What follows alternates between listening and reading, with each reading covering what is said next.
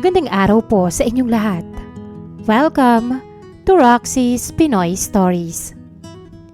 Ibang-iba raw ang paraan ng pag-iisip ng mga lalaki kumpara sa mga babae. Sabi nga nila, ang mga babae daw, kadalasan ay humahanap ng makakapareha para makatuwang sa buhay at makasama na hanggang sa kamatayan.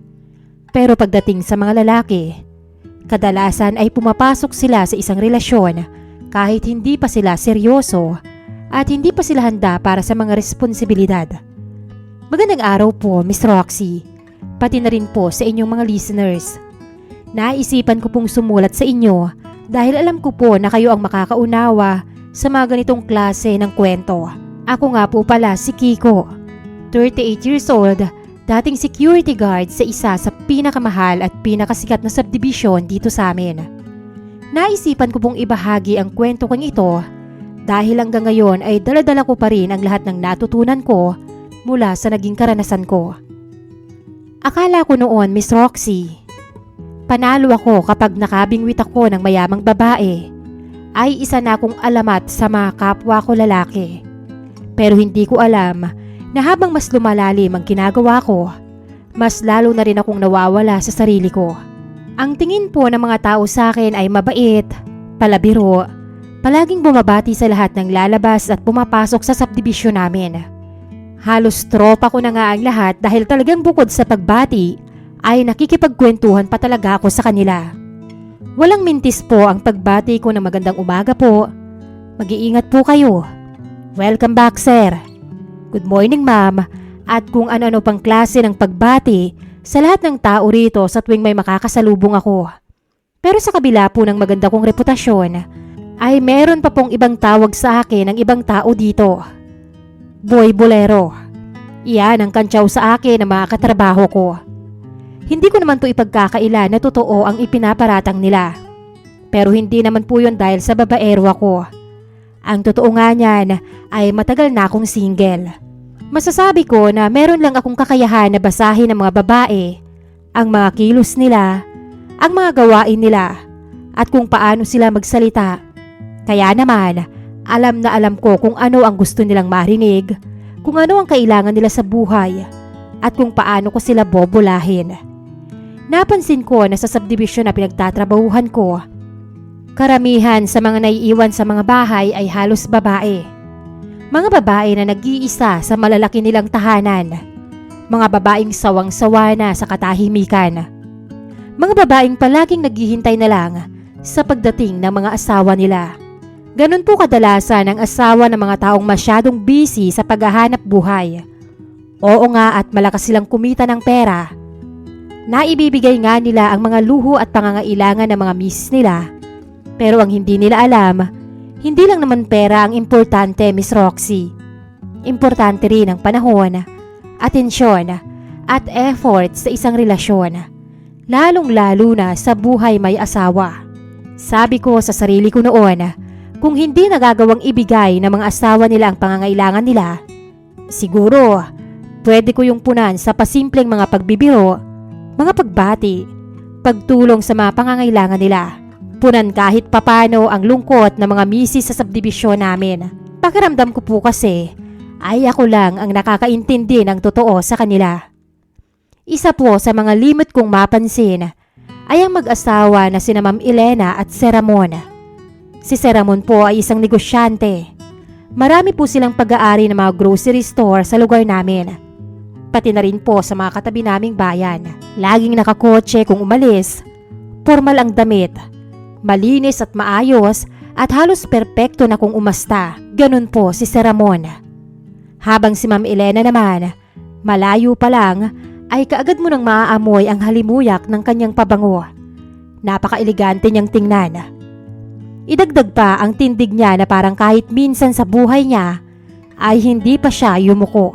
Pero sa kabila ng maganda nilang reputasyon at halos perpekto nilang mga imahe sa mga mata ng mga tao, ay kaagad kong nakita ang kalungkutan sa pagsasama nilang dalawa. Alam ko na sa kabila ng pagiging matayog at successful ng asawa niya, merong Ma'am Elena na nangungulila, nalulungkot at naghahanap ng kalinga. Pre, tignan mo. Ayan na naman si Mama. Nilapitan ko ang kasamahan kong gwardya tsaka si Nico ng mahina. O bakit naman? Naku Kiko, ayan ka na naman sa mga damobs mo eh. Baka pati matanda pagtripan mo ha. Grabe ka naman. Napakaganda ni Ma'am Elena oh. Tingnan mo. Magmumukha kang ang lolo niya kapag itinabi ka sa kanya. Pang-aasar ko kay Jordan. Ano nga, bakit mo nga itinuturo si Mama? Ano na namang gagawin mo? Jordan, kapag yang si Ma'am Elena nakaklose ko at kapag nakuha ko siya, ibig sabihin mas magaling ako sa asawa niya. Nakangisi kong sabi. Anong pinagsasasabi mo dyan? Siraulo ka talaga. Tigilan mo na yan, Kiko. Nababaliw ka na naman eh. Iiling-iling niyang sabi. Basta, watch and learn ka lang dyan. Tinapik ko ang balikat niya at saka lumapit sa may gate. Good morning, Ma'am Elena. Ang aga po ng alis niyo ah. Nakangiti kong sabi sa kanya. Good morning. Tipid ng ngiti lang ang isinukli niya sa akin at saka tuloy-tuloy na nag-drive paalis. Hanggang sa makalayo ang kotse niya ay hindi nawawala ang ngiti sa labi ko at kinakaway-kawayan ko pa siya. Lumapit sa akin si Jordan at saka tinapik ang balikat ko. Ano yun pre? Akala ko ba watch and learn? Watch and learn nilayasan ka nga lang. Ano ka ba Jordan? Ikaw talaga. Wala kang kaalam-alam sa mga babae. Hintayin mo itong pag good morning na to. Malayo ang kapupuntahan nito. Huwag mong mamaliitin ang kakayahan ng isang Kiko. Kinabog ko pa ang dibdib ko para magyabang. Nang mga sumunod na araw, ay naging consistent ako sa pagbati kay Ma'am Elena. Siyempre, dapat pa iba-iba ang script para hindi naman mahalata na ginagawa ko lang yon para mapalapit sa kanya. Ganun po talaga kapag may gusto kang makuha na babae. Dapat todo effort. Hindi pwedeng lalamya-lamya dahil napakatinik ng mga babae. Hello po, Ma'am Elena. Good afternoon po. Ang ganda po ng suit niyong red dress ah. Bagay na bagay po sa inyo. Puri ko sa kanya habang papasok siya ng subdivision. Gaya ng dati ay tipid lang niya akong ginitian at sinabihan ng thank you. Sa mga sumunod na araw, magandang gabi po ma'am. Mag-iingat po kayo sa daan, madilim na po eh. Good morning ma'am. Nag-almusal na po ba kayo? Huwag po kayong magpapagutom ha. Hello ma'am. Smile naman po kayo. Mas bagay po sa inyo ang nakangiti. Lalo po kayong gumaganda. Iilan lang po yan sa mga pagbating sinasabi ko kay Ma'am Elena tuwing dadaan siya sa gate. Sabi nga ni Jordan, sobrang tiyaga at dedicated ko daw. Sino ba namang hindi magiging ganito katyaga kung isang napakayaman, maimpluwensya at magandang babae ang sinusubukan kong bingwitin? Sabi nga nila, Miss Roxy, kung gusto mong manalo, kailangan malaki din ang ipupusta mo sa isang sugal at dapat walang atrasan. Oh ma'am, ang dami niyo pong bitbita. Tulungan ko na po kayo. Isang araw ay pumasok siya sa gate na naglalakad lang at may mga daladalang mga groceries. One in a million opportunity po yon, Miss Roxy. Kaya talagang hindi ko na yon pinalagpas. Naku, hindi na manong guard.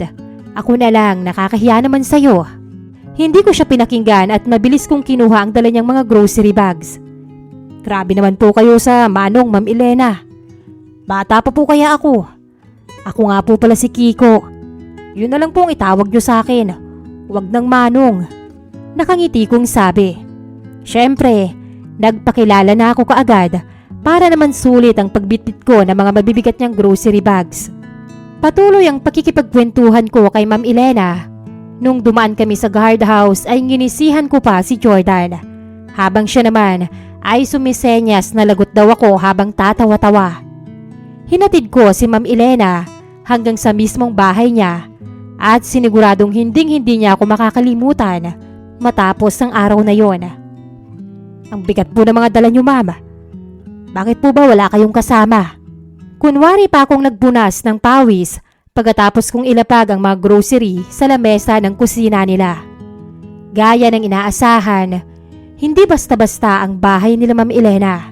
Sa subdivision na ito ay hindi uniformado ang mga bahay.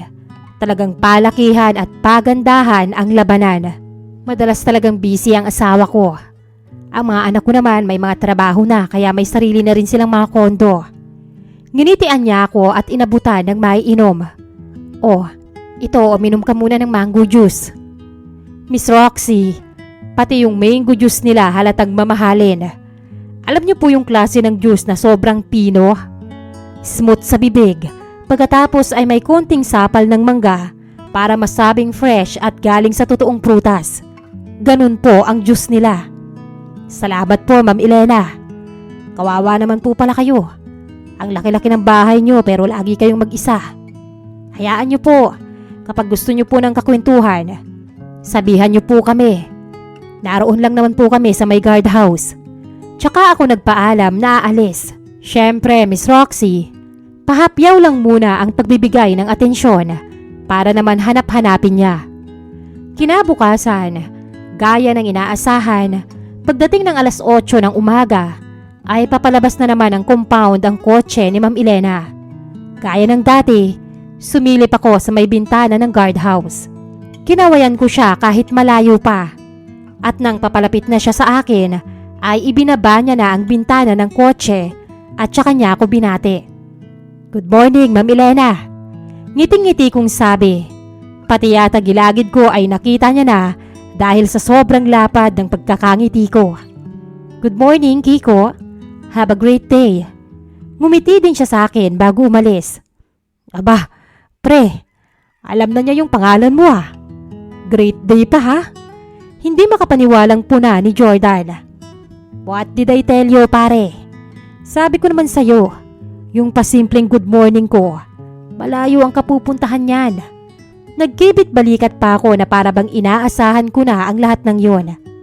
Bilang isang lalaki, Miss Roxy, talagang napakalaking flex noon para sa amin. Pag yung babaeng sobrang sungit at sobrang hirap kausapin ay biglang mapapalapit sa'yo, para kang merong isang invisible trophy at isang katutak na medal na nakasabit sa leeg mo. Pero hindi po nagtagal ang kasiyahan kong yon. Dahil pagkatapos ng araw na yon, ay matagal pong hindi dumadaan si Ma'am Elena sa gate. Siguro may isang linggo din bago siya muling bumalik sa subdivision. At pagbalik niya, alanganin pa ako kung babatiin ko siya dahil ang kilay nito ay magkasalubong. Mukhang wala sa mood at panay pa ang busina sa gate nung hindi namin agad nabuksan. Naku pre, mukhang bad trip yung chicks mo ah. Pangaasar sa akin ni Jordan. Oo nga eh. Kinagabihan po ng araw ding yon, biglang nagkaroon ng blackout sa buong subdivision. Kaya naman, minabuti namin na mag-ikot-ikot para siguraduhin safe ang lahat. Pero sa kalagitnaan ng pag-iikot namin ay tumunog naman ang radyo namin ni Jordan. Si Ma'am Elena po yon, Miss Roxy. Nangihingi ng tulong at nagpapasama sa bahay niya. O paano ba yan pre? It's your time to shine. Galingan mo ha? Talagang gagalingan ko, Jordan. Ilalabas ko na ang mga hookage moves ko. Hintayin mo lang ako mamaya sa guardhouse. Ako na ang bahala sa kwento. At saka ko siya kinindatan. Pagdating ko sa bahay ni Ma'am Elena, gaya nga ng inaasahan ko ay wala siyang kasama. Naroon siya sa harap at halatang natatakot na pumasok sa loob. Dahil napakalamlam lang din ang ilaw mula sa kanilang emergency light. Doon ko po nalaman na claustrophobic pa pala siya. Takot siya sa madidilim at masisikip na lugar. Sabi niya, pakiramdam niya ay nalulunod daw siya. Buti na lang pala Kiko, dalawa kayong naka-duty. Nahihiya pa kasi kung tumawag kanina at baka walang magbantay sa gate. Pinaupo niya ako sa sala ng bahay nila. Wala yun, Ma'am Elena. Ikaw pa ba? Tsaka hindi naman ako nag-a-absent sa trabaho. Hindi rin ho ako nagdi-day off. Paliwanag ko. Ano? Hindi ka nagdi-day off? Bakit naman? Takang-taka niyang tanong tsaka umupo sa upuan sa tapat ko. Ano kasi ma'am? Meron po kasi akong gustong makita lagi eh. Kaya lagi akong pumapasok. Inspired kasi.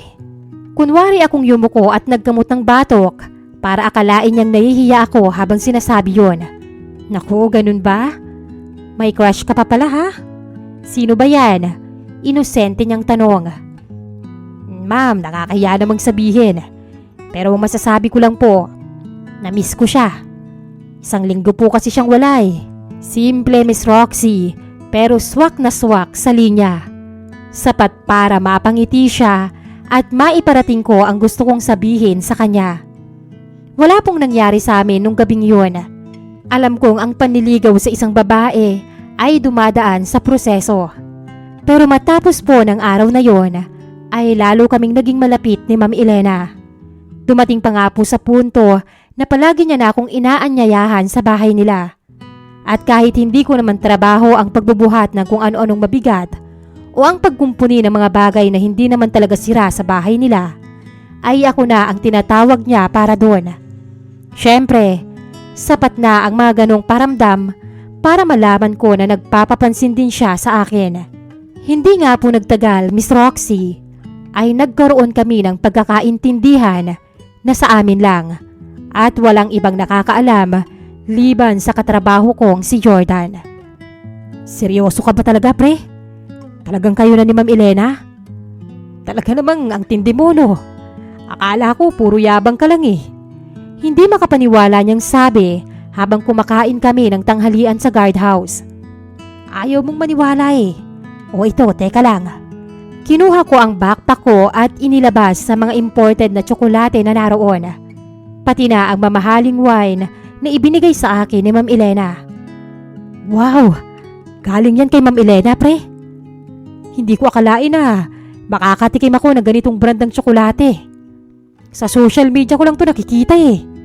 Manghang-mangha niyang sabi habang nakatitig doon sa mga tsokolate na inilapag ko sa harap niya. Hindi lang yan, pre. Buksan na natin itong wine. Sabi niya mamahalin daw ito galing pang London. Grabe, jackpot! Kung wala lang talaga akong asawa, pre, magpapaturo ko sa iyo eh. Napakatinik mo pala sa babae. Ang dami pa namang mga lonely sugar mommy dito sa subdivision. Panay ang tawanan namin sa guardhouse habang nanananghalian. Naging madalas po ang pagkikita namin ni Ma'am Elena. Lalo na at palagi lang naman talaga siyang mag-isa sa bahay nila. Sa bawat pagdalaw ko ay may nangyayari sa pagitan naming dalawa. Mapasala, kwarto, o kusina man yan. Madalas niya rin akong bigyan ng iba't ibang regalo. Sana po ay wag niyo akong husgahan, pero hindi ko naman hinihingi yon. Niwala nga yon sa isip ko nung nilapitan ko siya. Ang gusto ko lang talaga nung mga panahon na yon ay yung maipagmalaki ko sa mga kapwa ko lalaki na nakabingwit ako ng isang babaeng katulad niya. Siguro, ito na yung bonus sa lahat ng paghihirap ko. Ang sabi niya ay sa asawa niya raw yun, pero hindi na sinusuot kaya ibinigay na lang niya sa akin. Sapatos, mga damit at marami pang iba, Miss Roxy. At syempre, para din masiguro ang pagiging loyal sa akin ni Jordan, pati siya ay inaabutan ko rin ng mga blessings na ibinibigay sa akin ni Ma'am Elena.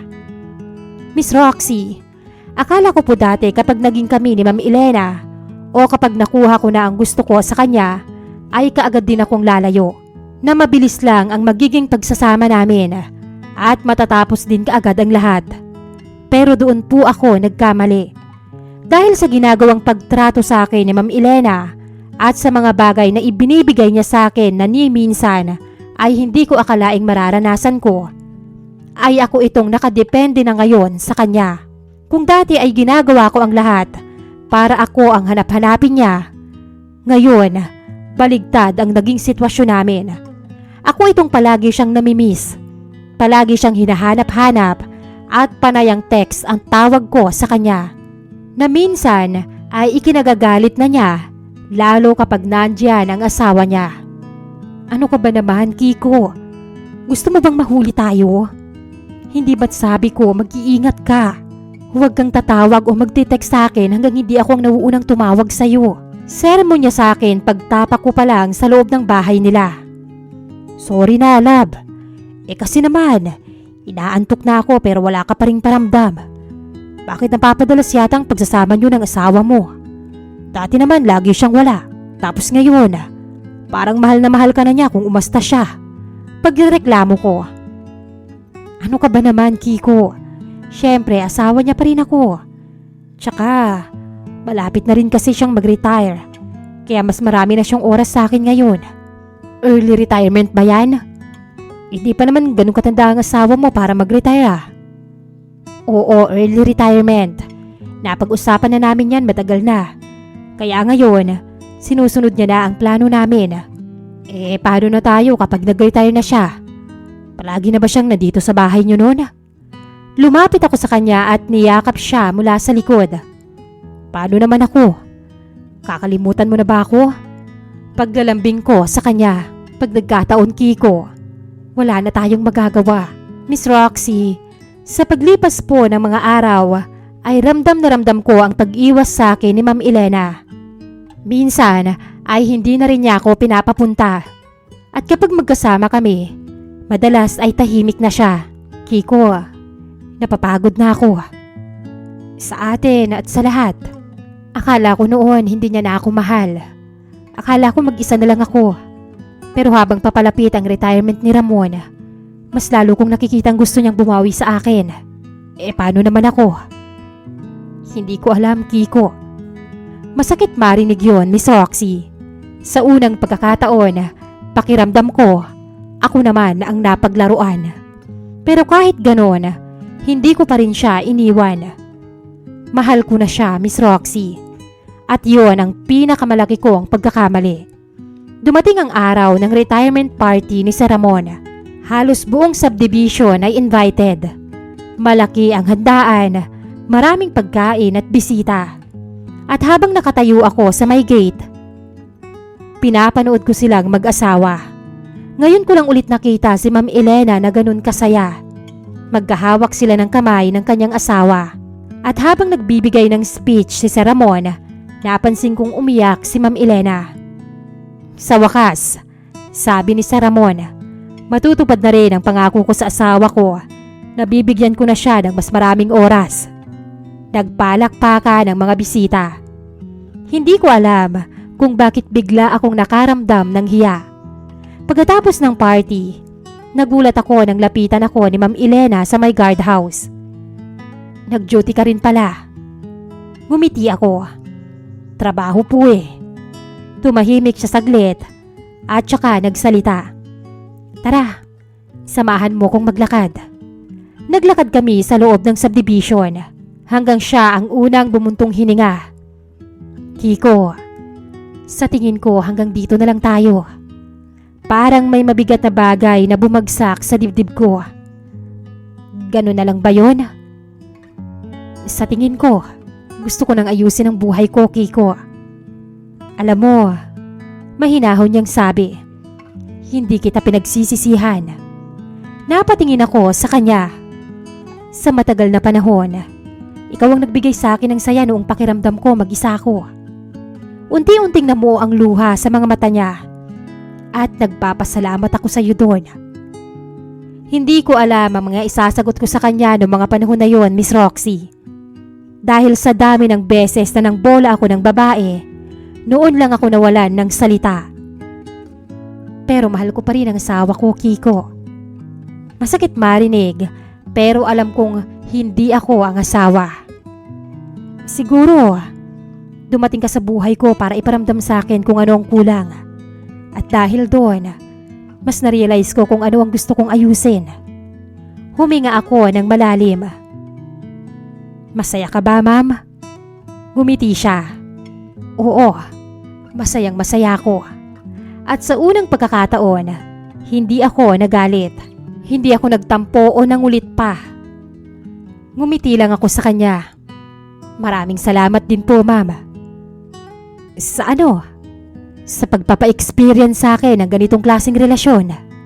Napatawa siya ng mahina habang pinupunasan ng luha niya. Loko ka talaga, Kiko. At least, ma'am, naging masaya tayo kahit papano, hindi po ba? Tumango siya. Mag-iingat ka palagi, Kiko. Kayo rin po ni Sir Ramon, ma'am. At yun ang huling gabi na naging kami, Miss Roxy.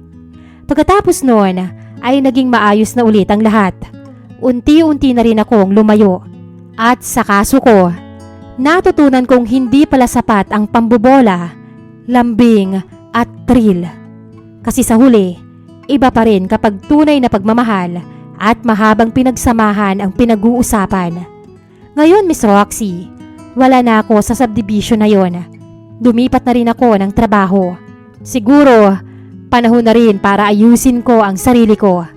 Dahil sa totoo lang po, Miss Roxy, nakakapagod din palang mabuhay na puro pambobola lang ang alam. Hanggang dito na lamang po ang aking kwento at maraming salamat po sa iyong pagbabasa. Lubos na nagpapasalamat, Kiko.